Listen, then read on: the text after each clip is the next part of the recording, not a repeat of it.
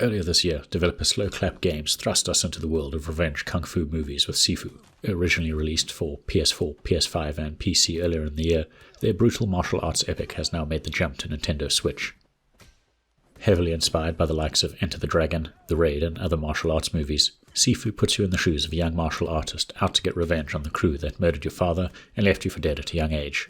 Fast forward some 8 long years of isolation and training, and you're back to seek bloody revenge against the 5 people who destroyed your life, and woe betide anyone else who stands in your way. Now, Sifu starts out with possibly one of the best opening prologues in gaming in 2022 so far, showing you the horrendous act that pushes you into your life of violence from the other side of the track. You're given a brief glimpse of the game's combat system, its wealth of moves, and the visual fidelity that Slow Clap is aimed for.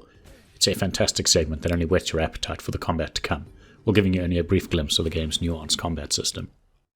Fast forward to the present, and once you've chosen your gender and jumped into the game proper, you'll find that the combat eagerly sates your desire for bone-breaking revenge. Like Slow Clap's previous martial arts epic, Absolver, Sifu's combat is incredibly nuanced and in-depth, though it may not seem like it at first. The speed of your strikes makes for some thrilling visual encounters as, coupled with the wonderful sound effects, it looks and feels quick, brutal, and bone-crunchingly effective. However, once you delve into the game's skill tree and movesets, you'll find it incredibly nuanced, opening up your offensive and defensive capabilities.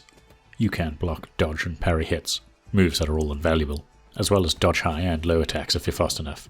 Your moves flow seamlessly from one to the next, combo into the next, and expand into the rest of your repertoire. Parrying and countering is probably the meat of the combat system though. You'll need to both limit your damage, but also open up your opponents to a quick flurry of moves. Do enough damage, and you can use a brutal, devastating takedown move on them, which also gives you some breathing room in the more claustrophobic fights. Situational awareness is the key to many fights, as enemies don't give you much room to breathe. They don't fall into the school of hanging around menacingly in the background until you've dispatched one of their brethren.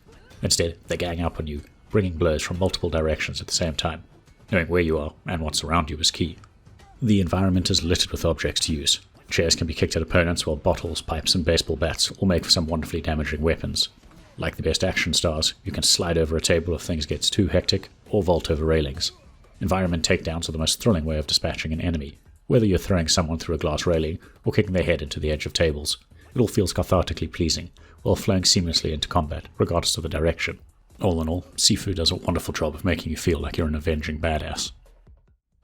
That said, don't rest your laurels just yet, because Sifu is incredibly hard. Enemies rarely go down without a fight and will gang up on you all the time. Bosses also really bring up the challenge as well, and it's fairly common to find yourself dying multiple times against them and normal enemies. Which brings us to the game's most unique gameplay mechanic that plops Sifu down into the roguelike genre, its death and resurrection mechanic. Due to some supernatural shenanigans, death isn't the end in Sifu. What does happen is each time you die and resurrect a level, you age. How much you age is determined by which of the 3 difficulty levels you've started the game on. This acts as an extra life system, but at the age of 70, if you die, it's a full game over, and you'll have to start all over again. Your deaths are also carried between chapters, so if you ever want to replay one, you'll start at the age at which you started that chapter. Skills that you acquire from the skill tree are also unlocked for that run, but if you can unlock them 6 times over, they become permanent across all your runs. Now, unlike many roguelikes, Sifu doesn't randomize its level or enemy placement.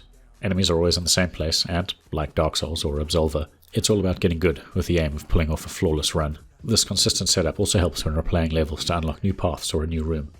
What makes the death and resurrection mechanic more interesting is that it functions as a risk-reward scenario.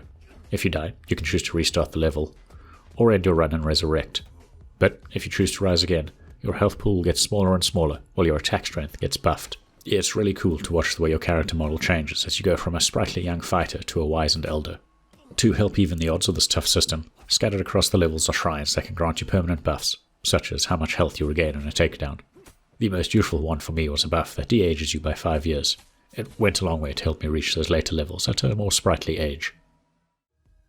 Visually, Sifu is absolutely gorgeous on the Switch. Its stylized visuals and environment look stunning on the smaller screen. The world is chock full of environmental details and props, making the stage design something to behold. As a result, the world of Sifu really does feel lived in. Lighting design is also stellar, especially on the nightclub level with flashing blue and purple neon lights and the way the light splashes across the environment. Rain and reflections also look gorgeous in that opening prologue. Unfortunately, this level of detail does come at a performance price on the Switch. In the game's many external areas, especially the ones full of props, the game just can't maintain a stable frame rate, with stutter a common occurrence.